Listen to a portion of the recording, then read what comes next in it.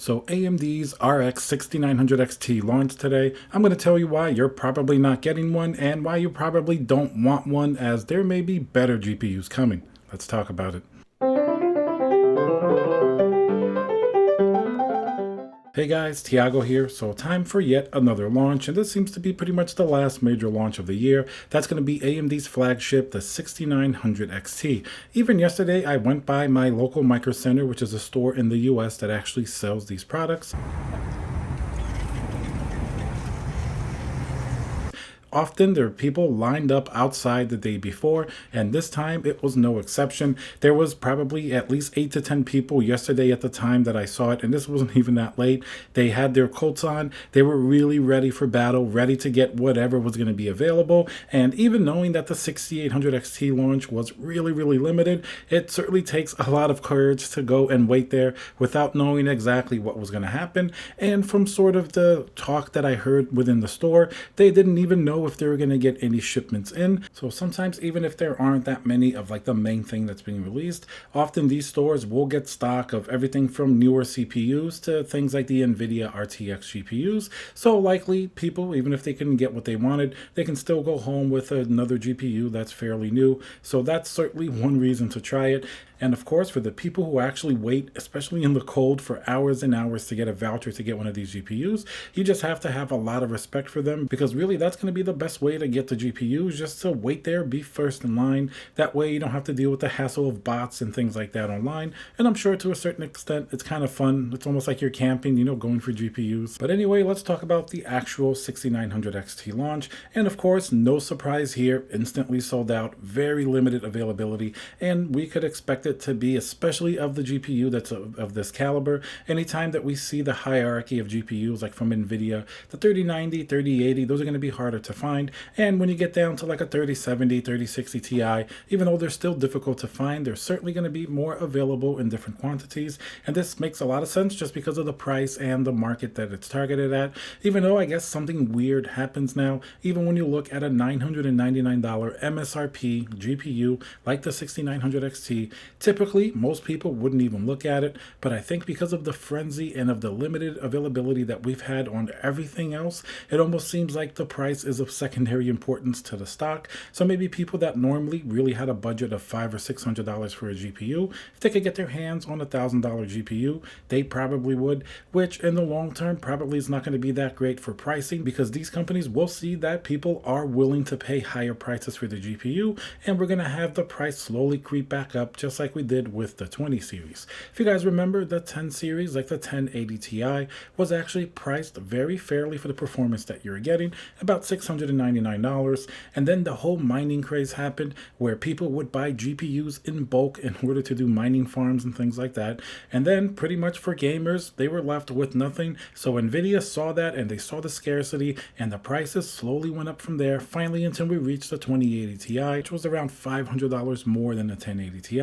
And now with this generation, we actually went back down a little bit with the RTX 3080, $699, probably part of the reason why it was sold out even faster than it normally would. So I'm sure they're definitely keeping an eye on this very high-end demand, and people that normally wouldn't go for like a 6900 XT certainly will probably stretch their budgets, probably rather get something like that if they can find it at MSRP, rather than pay inflated prices like from a scalper or something like that. And how about stock and availability of the AIB, or the add-in board partners, the third party, like Asus and Power Color, all those different companies that make these GPUs for AMD? Well, if it's anything like the 6800 XT, and according to some of the things that we've learned so far, it's going to be very limited. I believe that even first, AMD just planned to do a reference model of the 6900 XT, but it seems like they changed their minds. But that still doesn't mean there's going to be that many available, and it seems like most likely it's going to be well into 2021 before we really start seeing these third-party models, which is probably true even for the 6800, the 6800 XT. If you guys remember, that November 25th launch was an absolute disaster. There were absolutely zero GPUs. Yes, even for the people that lined up in the cold at physical stores like Micro Center. So now that you know that it's going to be very difficult to actually get one, should you even want one, even when it comes in stock, or at least feel a little better that you can't get it, I think think that you really shouldn't even want the 6900 XT, and there are going to be a few primary reasons. First, the better performance for the buck GPU, if you want to go with AMD, is definitely the 6800 XT. Of course, the 6900 XT is performing better in a lot of cases in traditional rasterization and frames per second performance, but you're not really going to be getting all that great in ray tracing for that. You're definitely going to have to go to Nvidia, and a lot of things the 6800 XT is going to do just fine and around $250 less. Now, of course, just remember that even the third-party 6800 XTs, some of them get up pretty close to $900, so it's not really going to be that cheap of a GPU. The third-party 6900 XTs certainly will be well over $1,000, maybe up to $1,200, $1,300, who knows how high they're going to go. So having said that, 6800 XT certainly is going to be a much better bang for the buck if you can get it, but I'll go a step further and say that if you want to do ray tracing, aside from just traditional performance, and I think we're at the point where ray tracing and DLSS on these GPUs, especially on the 3080, is getting good enough that you should definitely consider it for your gaming experience, especially for the new games like Cyberpunk 2077.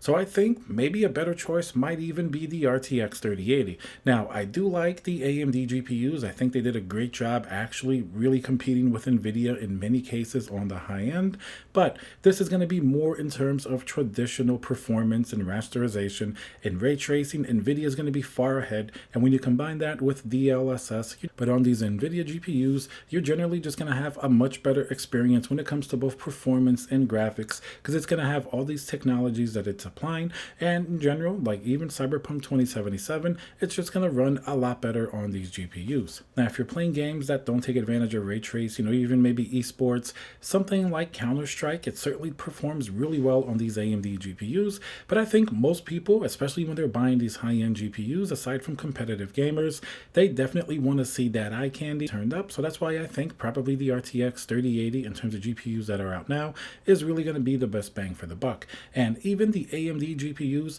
I try to use them for rendering like in DaVinci Resolve, and of course Nvidia has amazing decoders which give you absolutely stunning performance when you're like rendering video.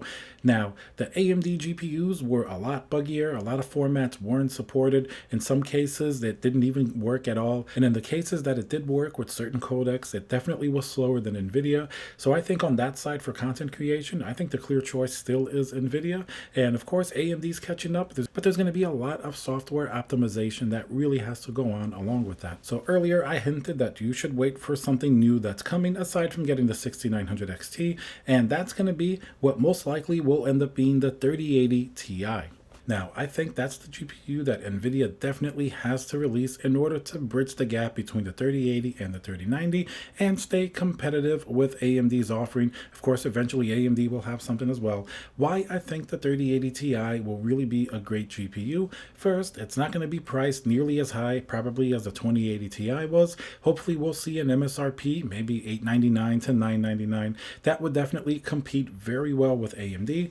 And of course, even though the traditional rasterization performance still will not beat the 6900 XT in every case, much like the 6900 XT does beat the 3090 in some games, you can expect that ray tracing is going to continue to be very, very potent in this GPU and far surpass that in the AMD GPU. And in another key area that this GPU could surpass the AMD GPU as well as the original 3080, that's going to be in the VRAM. First, it's going to have the faster GDDR6x, much like the 3080, while the 6900 XT just have the regular GDDR6.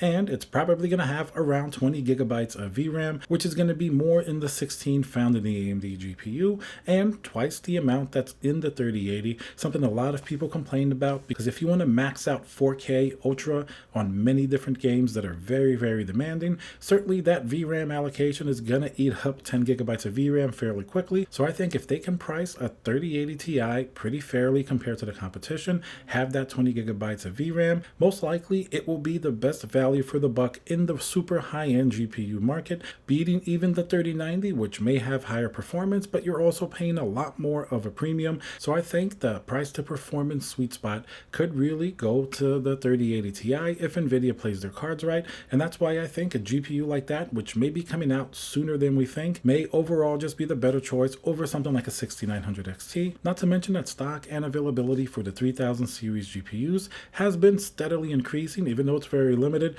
it's certainly more available than the AMD GPUs, which seem to launch and then sort of disappear from the face of the earth. So we can only assume that the 6900 XT are going to have those issues. I mean, if you want to get a 3090, I've seen them come in stock fairly regularly in various different places. A lot of people have been able to get their hands on, so they're certainly not as rare as people would think. But something like a 6800 XT or even a 6900 XT, definitely after the initial launches, seem to be very difficult for people to get, and I think that trend is going to continue well into 2021. So even on the stock and availability side, you'll probably have a better chance at a 3080 Ti compared to something like the 6900 XT.